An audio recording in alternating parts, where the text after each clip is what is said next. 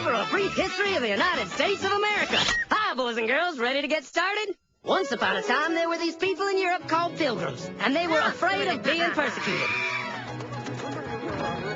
So they all got in a boat and sailed to the New World where they wouldn't have to be scared ever again. Oh, I'm so relaxed. I feel so much safer. But as soon as they arrived, they were greeted by savages, and they got scared all over again. Indians! So they killed them all.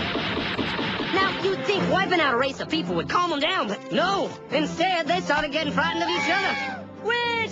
So they burned witches. In 1775, they started killing the British so they could be free. And it worked, but they still didn't feel safe. So they passed a Second Amendment which said every white man could keep his gun. I loves my gun. Loves my gun. Which brings us to the genius idea of slavery. You see, boys and girls, the white people back then were also afraid of doing any work. So they went to Africa, kidnapped thousands of black people, brought them back to America, and forced them to work very hard for no money. And I don't mean no money like I work at Walmart and make no money. I mean $0. Nothing. Not a zip. Doing it that way made the USA the richest country in the world.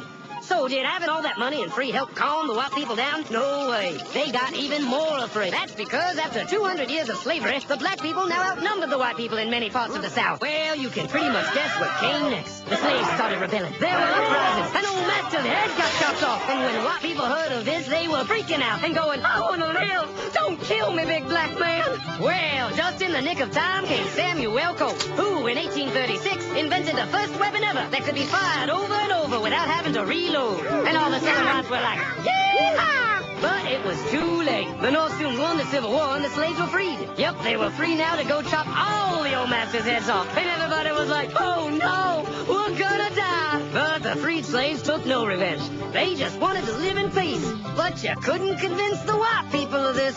So they formed the Ku Klux Klan. And in 1871, the same year the Klan became an illegal terrorist organization, another group was founded, the National Rifle Association. Soon politicians passed one of the first gun laws, making it illegal for any black person to own one.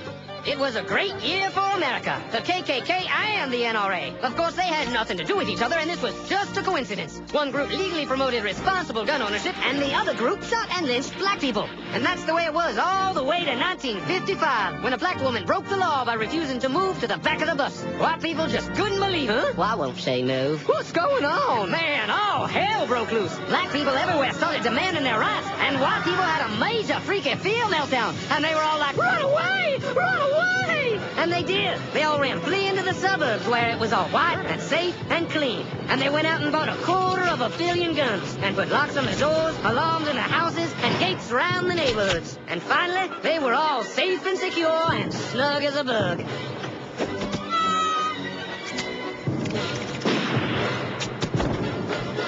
And everyone lived happily ever after.